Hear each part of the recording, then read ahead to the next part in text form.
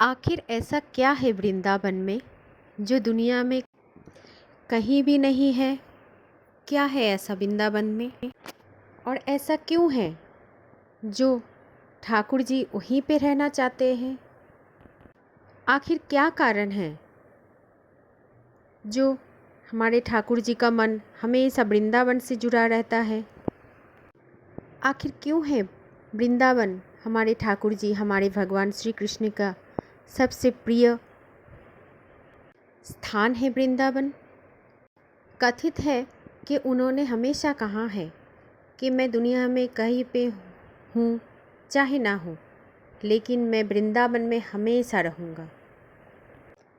राधे राधे दोस्तों, हरे कृष्णा, जय श्री राधे, जय श्री कुंज बिहारी, जय श्री हरिदास।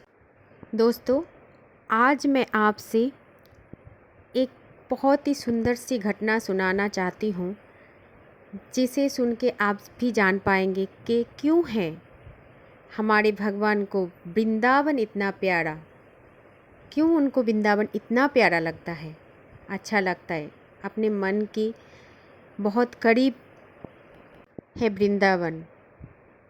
ठाकुर जी कहते हैं कि वृंदावन उनका मन है, उनका हृदय है। इसीलिए तो कोई भी वृंदावन जाए तो उनका ही होके रह जाता है। और वृंदावन जाके कोई राधे राधे बोले तो सोने पे सुहागा जैसा बात हो जाती है, क्योंकि ठाकुर जी को जो राधा नाम है ना, वो सुनने में बहुत आनंद आता है। चाहे आप कुछ भी ना दो उनको, कुछ भी ना लेके जाओ उनके लिए, बस अपने मन से राधे राधे बोल दो, उन्हीं में वो प्रसन्न हो जाते हैं।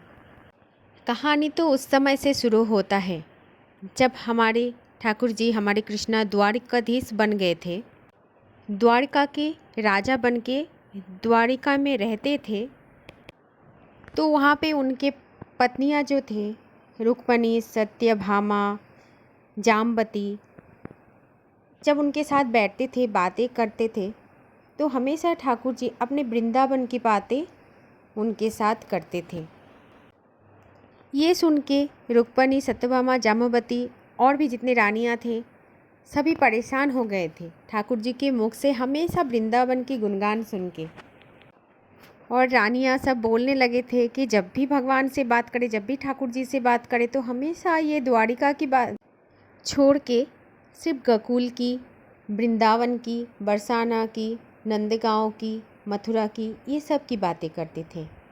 हमेशा वो कहते थे गोकुल ऐसा है, वृंदावन ऐसा है, बरसाना ऐसा है, मेरा बचपन इस तरह से काटा है वहाँ पे, मैं ऐसा रहता था वहाँ पे। यही बातें सुनाते थे रुक्मणी और जाम्बवती को। और ठाकुर जी की ये बात सुन के सभी रानियाँ बहुत बोर हो गई थी। फिर सुनते सुनते एक दिन रुक्मणी और जाम्बवती ने ठाकुर जी के आग्रह करके पूछ ही लिया कि क्या है ऐसा वहाँ पे जो आप हमेशा उधर की ही बातें बोलते रहते हो। आप तो अभी द्वारिका में हो, द्वारिका के राजा हो, द्वारिकाधीश कहलाते हो, फिर भी आपका मन क्यों नहीं लगता द्वारिका में? हमेशा क्यों वृंदावन, गोकुल की बातें क्यों हमेशा आप बोलते हो? क्या ऐसा खास है वहाँ पर जो आप हमेशा उधर की ही बातें बोलते हो? वृंदावन ऐसा है, गोकुल वैसा है। ये बात सुन के ठाकुर जी हमारे बहुत मुस्कुरा रहे थे। और एक दिन ऐसा आया जब ठाकुर जी के पेट में बहुत दर्द हो रहा था और उनको इस पीड़ा में बहुत कष्ट हो रहा था। और जब ठाकुर के पेट में दर्द हुआ और द्वारकाधीश के पेट में दर्द हुआ, तो चारों तरफ एक बेचैनी का माहौल दिखने को मिल गया है। जल्दी से वैद्य को बुलाया गया। वैद्य भी आ गए और ठाकुर जी को देखा और दवाई भी दिया, लेकिन उस दवाई से कुछ भी असर नहीं किया। जब दवाई का कुछ भी असर नहीं हुआ, तब रुक्मणी, सत्यभामा, जितने भी रानियाँ थी ठाकुर की, सभी लोग परेशान हो गए। पूरे द्वारिका के वासी परेशान हो गए, क्या हो गया ठाकुर जी को हमारे। और इधर ठाकुर जी को बहुत पीड़ा हो रही है पेट में। द्वारिका की राजा हमारे द्वारिकाधीश बहुत पीड़ा में कष्ट भोग रहे हैं। सभी लोग बहुत परेशान हो गए। फिर बाहर के कोई वैद्य बुलाए, दूसरी जगह का वैद्य बुलाए, लेकिन लेकिन किसी भी दवाई का कुछ भी असर ठाकुर पर नहीं हो रहा था। पेट में उनका लगातार दर्द बना ही रहा। सत्यभामा, रुक्मणी, जाम्बवती, बाकी सब रानियां और द्वारिकावासी सभी बहुत परेशान हो गए। तभी आशा का किरण लेके नारद जी प्रकट हुए। नारद जी आके सभी से पूछा, क्या हो गया? तब रुक्मणी और सत्यभामा ने बताया है पूरा घटना। ठाकुर जी की पेट का पीड़ा, वो दर्द, सभी इलाजों के बारे में भी बता दिया नारद जी को। साथ में ये भी बोला रुक्मणी जी ने कि इतना दवाई के बाद भी उनका पेट का दर्द कम भी नहीं हो रहा है। तब नारद जी ने बोला कि ये त्रिलोकनाथ हैं, ये तो बैकुंठ के रहने वाले वो ठाकुर जी हैं, हमारे विश्व ब्रह्मांड के तीनों लोगों के राजा है वो तो स्वयं ईश्वर है, और उनका जो इलाज सिर्फ एकमात्र वही कर सकते हैं अपना इलाज। नारद जी ने बोला रुक्मणी जी से कि आप लोग एक ही काम कर सकते हैं, उन्हीं से पूछ सकते हैं कि उनका ये बीमारी का निवारण क्या हो सकता है। और नारद जी की बात सुनकर सभी लोग गए ठाकुर जी के पास और ठाकुर जी से पूछा कि ठाकुर जी, इनका आपका इलाज क्या हो सकता है? स्वामी, केवल आप ही बता सकते हैं कि आपका इलाज कैसे हो सकते हैं, क्योंकि इस तरह पीड़ा में आपको देखा नहीं जा रहा है, बहुत ही कष्ट हो रहा है हम सबको। तभी भी ठाकुर के मुख में वही मुस्कुराहट, और मुस्कुराते हुए ठाकुर जी बोले कि इसका बस एक ही इलाज है। कोई सच्चा भक्त या फिर कोई सच्चा प्रेमी जो मुझसे बेहद प्यार करता हो, वो व्यक्ति अगर अपने पैरों की धूल मुझे थोड़ा सा दे सकता है तो मेरा ये कष्ट दूर हो जाएगा। तो जो मुझे सबसे ज़्यादा प्यार करता है उसके पैर का धूल मुझे दे दो, तो ही मैं ठीक हो जाऊंगा। ठाकुर बोले, रुक्मणी, सत्यभामा, आप लोग तो मेरी पत्नियां हो और आप लोग तो मुझे सबसे ज़्यादा प्यार करते हो। क्या आप आपके चरणों के थोड़ा सा धूल मुझे दे सकते हो ठीक होने के लिए? ठाकुर जी के ये बात सुन के सत्यभामा और रुक्मणी बेहद तरीके से घबरा गई और अपने मन ही मन में सोचने लगा कि ठाकुर जी क्या बोल रहा है। और वे दोनों बोला, नहीं स्वामी, ऐसा कैसे कर सकते, हमारे चरणों की धूल आपको दे देंगे तो हमें पाप लग जाएगा, हम लोग इतना पाप काम नहीं कर सकते। इसके बाद द्वारिकावासी में से सभी को बोला गया एक ही बात कि कोई मुझे पैर का धूल दे दो और मुझे ठीक कर दो, लेकिन कोई इस तरीके का इलाज से राजी नहीं हुआ। सबके मुख पे बस यही बात कि हम ऐसा नहीं कर सकते ठाकुर, हम क्यों ऐसा करूं और हम क्यों नरक भुगते, हम आपसे प्यार करते हैं, हमारी चरण धूल आपको नहीं दे सकते हैं। इस तरीके से महल के सभी लोग, द्वारिका के सभी लोग ठाकुर जी को चरण की धूल देने से मना कर दिया है। जब सबने मना कर दिया तब पूरे द्वारिका में मुनादी कर गई और सभी से एक ही बात बोला गया कि कौन है ठाकुर का सच्चा प्रेमी जो अपने चरण का धूल ठाकुर के सर पे लगा सकते हैं, जिससे ठाकुर का ये पेट की पीड़ा, पेट का जो दर्द है वो कम हो जाएगा। चारों तरफ सभी ने सुना, सभी ने बस एक ही बात बोला कि हम नहीं दे सकते ठाकुर जी को अपना चरण का धूल, लेकिन हम प्रेम तो बहुत करते हैं अपने ठाकुर जी से। इधर ठाकुर जी का जो पीड़ा है, पेट का पीड़ा, वो बढ़ती जा रही है, कोई इलाज नहीं हो रहा है उनका। इधर महल में चारों तरफ परेशानी छा गई, कुछ तो इलाज हो, कोई तो दे दे चरणों की धूल ठाकुर जी को। कौन है ठाकुर जी का सच्चा प्रेमी, सच्चा भक्त, सच्चा प्यार करने वाला? एक बहुत बड़ी दुविधा में पड़ गए थे द्वारिकावासी, रुक्मणी, सभी लोग। क्या करे क्या ना करे कुछ भी समझ में नहीं आ रहा था उन लोगों को। सिर्फ एक यही बात सोच रहे थे कि ऐसा कोई भी भक्त नहीं है ठाकुर का जो उनका पैर का धूल थोड़ा सा उनके सर पे चढ़ा दे तो उनका ये पेट का दर्द सही हो जाए। इस तरह से सब परेशानियों से जूझ रहा था। तभी नारद जी आए और नारद जी पूछे कि क्या हो गया। तभी रुक्मणी जी और सत्यभामा जी ने मिलकर नारद जी से बोला कि स्वामी ने इलाज तो बोला, लेकिन बहुत कठिन है उपाय। इलाज है, जो भी ठाकुर जी से प्रेम करता है सच्चे मन से, वो अपनी चरणों का धूल उनके सर पे लगाए तो ठाकुर जी ठीक हो जाएंगे। तो हम तो नहीं दे सकते अपने चरणों का धूल।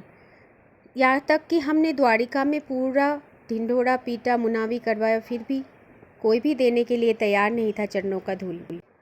कौन देगा चरणों का धूल? कौन जाना चाहेगा नरक में?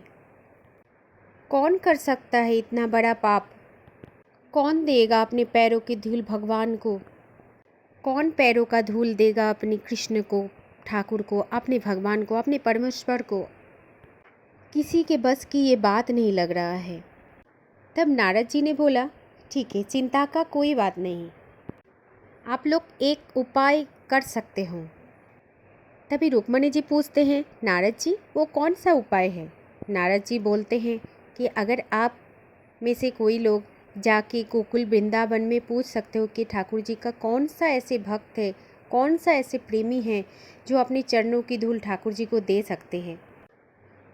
हो सकता है वहाँ पर कोई ऐसा प्रेमी हो सकता है या फिर भक्त हो सकता है, कोई तो हो सकता है वहाँ पर।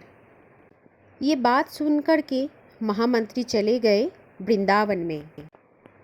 और गोकुल वृंदावन में कृष्णा की जो भी गोपियाँ हैं, जो तालाब पर अपने कपड़े धो रहे थे, कोई अपने घर की काम कर रहे थे, उन्होंने देखा कि दूर से कोई एक रथ आ रहा है। उनको रथ को देख के ही पता लग गया था ये द्वारिका की रथ है। ये तो हमारे कान्हा के यहाँ से आ रहा है, ये तो हमारे ठाकुर के यहाँ से आ रहा है। तो सबने यही सोच लिया कि हमारा लल्ला वापस आ गया है हमसे मिलने के लिए। कोई सोच रहे हमारे कान्हा आ गए, कोई सोच रहे हमारे कृष्णा आ गए। सब बहुत खुश थे। खुशी के मारे सब झूम गए, नाच गए कि हमारा कृष्ण आ गए, हमारे लल्ला आ गए, हमारे ठाकुर आ गया है। सबके मुख पर अजीब सी एक खुशी छाई हुई है। कोई कह रहे देखो हमारा नटखट हमारे पास आ गया है, कोई कह रहे देखो हमारा कालिया आ गया है, हमारा ग्वाला आ गया है, हमारे कृष्ण आ गया है, हमारे ठाकुर आ गया है। हमें तो इतना पता ही था कि ये कान्हा हमसे बिछड़ के नहीं रह सकता है, क्योंकि हमारे लल्ला जो हमसे प्रेम करता है, हम लल्ला से प्रेम करता है, तो कैसे बिछड़ के रहेगा। इस तरह सभी गोकुलवासी, वृंदावनवासी हमारे ठाकुर जी को नए नए नाम से, तरह तरह की नाम से उनको पुकार रहे, बोल रहे, झूम रहे खुशियों से। लेकिन थोड़ी देर बाद जब रथ सबके करीब आ जाता है तो देखता है कान्हा कहीं नहीं है। रथ में तो महामंत्री और साथ में 2 सैनिक आया हुआ है। गोपियाँ मंत्री से पूछते हैं, कहाँ है वो हमारा कान्हा? क्यों नहीं आया हमारे पास? क्या उसने हमको भुला दिया? भूल गया हम सबको? क्यों नहीं आता है हमारे पास? वो छलिया क्यों नहीं आता है हमारे पास? वो नटखट, वो चंचल क्यों नहीं आता है हमारे पास? कहाँ है वो? गोपियाँ ऐसे पूछते हैं मंत्री जी से और 2 सेनापति से। न जाने कितने बरस बीत गए हैं हम कान्हा को नहीं देखे, हमारे कृष्ण को नहीं देखे। बरसों बीत गए उनको देखे हुए। कहाँ है वो छलिया? आप क्यों नहीं बताते? बताओ हमें कहाँ है वो? तब महामंत्री जी देखते और सोचते हैं, इस तरीके से तो द्वारिका में ठाकुर जी को कोई नहीं बुलाता है, इस तरीके का प्रेम कोई भी नहीं करता है। तब महामंत्री उन सब से बोला कि ठाकुर जी का पेट में बहुत दर्द है, इसलिए हम इधर आए हैं। उनके पेट में इतना पीड़ा हो रहा है, उनके पेट में इतना पीड़ा है कि कहीं पे उनका इलाज नहीं है। उनका बस एक ही इलाज है और वो इलाज यही है। बस मंत्री जी बोल ही रहे थे और बीच में गोपियों ने टोक दिया, ठाकुर को बीमारी है, पीड़ा है, बस उसका इलाज जल्दी से बता दो हमें। क्या इलाज है जल्दी से बताओ हमें। ठाकुर बीमार है, उसका इलाज करने में हम आपकी जी जान मदद करेंगे। आप बताओ जल्दी से क्या इलाज है उनका। तब महामंत्री जी ने बोला कि इलाज कुछ इस प्रकार है जो संभव नहीं हो पा रहा है। कोई भी सच्चा भक्त या फिर सच्चा प्रेमी अपने पैरों की धूल अगर दे सकते हैं, उस धूल को ठाकुर जी अपने सर पे लगाएंगे, तब जाके ठाकुर ठीक हो जाएगा। लेकिन कोई है नहीं ऐसा प्रेमी उनका, कोई है नहीं ऐसा भक्त उनका जो अपना पैर का धूल देने को तैयार हो रहे। सबको बस एक ही डर हो रहा है कि कौन नरक में जाएगा, कौन भोगतेगा अपना कर्मों का फल। कि त्रिलोकनाथ को अपने पैर को धूल दिया, कौन भोगतेगा? कोई भी नहीं राजी हो रहे पैर की धूल देने में। सब बस यही सोच रहे हैं कि हम लोग पाप का भोगी नहीं बनेंगे। कौन ऐसा पाप करेगा कि अपने स्वामी को अपने चरणों को धूल देगा? महामंत्री जी का बस इतना ही कहना था, और आप यकीन मानिए सारी गोपियाँ तब पीछे हट गई, और जितने भी गोपियाँ थे सबकी पैरों की धूल महामंत्री जी को दिया। महामंत्री को धूल दे के बोला, ये लीजिए और दे दीजिए अपने कृष्ण को। तब गोपियों से महामंत्री जी ने पूछा, क्या आप लोगों को अपने पाप का डर नहीं लगता है? तब गोपियों ने बहुत मिठास से जवाब दिया कि हम उसे प्यार करते हैं, प्रेम करते हैं अपने कान्हा को। गोपियों ने बोला, जो इस लोक में उसका ना हुआ तो परलोक में उसका क्या होगा? प्रेम करते हैं हम कान्हा से।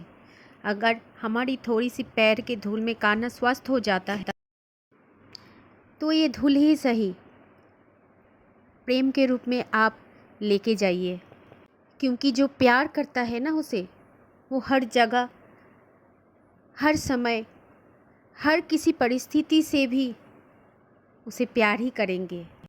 हम तो बस यही लोग को ही जानते हैं, परलोक नरक इसका तो कुछ पता ही नहीं। जीवन के बाद क्या होगा कुछ भी पता नहीं, तो डर किस बात की? हमें क्या भोगना है और क्या नहीं भोगना है वो तो ईश्वर ही ठीक कर देगा, इसका कोई चिंता नहीं है। हमें तो बस कान्हा का चिंता है, क्योंकि हमारा कान्हा, हमारा कृष्ण, हमारा कालिया, हमारा छलिया, उसको आज बीमारी है। अगर इस वक्त हम उसका प्रेम स्वीकार नहीं करेंगे, अगर हम स्वीकार नहीं करते कि हम उसे प्रेम करते, और जहाँ तक प्रेम की बात है तो उसके लिए तो हम कुछ भी कर सकते हैं। पैर की धूल तो बहुत छोटी बात है, उसके लिए तो हम जीवन परित्याग भी कर सकते हैं और हज़ारों बार नरक की यंत्रणा भी भोग कर सकते हैं। तो ले जाओ ये धूल और दे दो अपने ठाकुर को और स्वस्थ कर दो उसे, क्योंकि उसकी बांसुरी की धुन, उसकी नटखट, ये सब देखने के लिए हम तरस रहे हैं। ये सब देख के महामंत्री जी की आंखों में बस आंसू आते गए और सोच रहे थे ये कि इतना प्रेम करते हैं हमारे ठाकुर जी से ये गोपियाँ, ये वृंदावनवासी, ये गोकुलवासी। महामंत्री जी जाने लगे और बोले, आप सबकी बहुत धन्यवाद। और गोपियाँ चिल्लाई, कह देना उस कालिया से कि हम बहुत उसे याद करते हैं, प्रेम करते हैं बहुत। कह देना अपने कान्हा को, बहुत याद करते, बहुत प्रेम करते हैं हम। और जब वो महामंत्री जाके वो धूल दिया और ठाकुर जी ने अपने सर पर रखा वो धूल को, तुरंत ही ठाकुर की पेट की पीड़ा ख़त्म हो गई। तब ठाकुर जी ने सत्यभामा और रुक्मणी जी से बोला, क्या आप सब सुन रहे हैं मेरी बात? केवल इसीलिए प्यार करते हैं हम अपने वृंदावन से, अपने गोकुल से, क्योंकि इतना प्यार मुझे अपने तीनों लोकों में कहीं पर भी नहीं मिला। हरे कृष्णा, हरि बोल, राधे राधे। दोस्तों, आज की ये कहानी नहीं है, बल्कि वो सच्ची घटना है जो ठाकुर जी ने सभी को बताया था कि क्यों उन्होंने वृंदावन से और गोकुल से, अपने ब्रिजवासियों से इतना प्यार है, क्यों प्रेम करते हैं अपने वृंदावन को, इतना प्रेम करते हैं वृंदावन से, इतना लगाव है वृंदावन से। इसलिए तो ठाकुर का मन भी वहीं पे बसा है अभी भी। आज बस इतना ही, आएंगे फिर नया कुछ लेके, कुछ ठाकुर का नया बातें, कुछ कान्हा का नया बातें, कुछ राधा रानी का बातें। तब तक के लिए आप सभी को हरे कृष्णा, राधे राधे।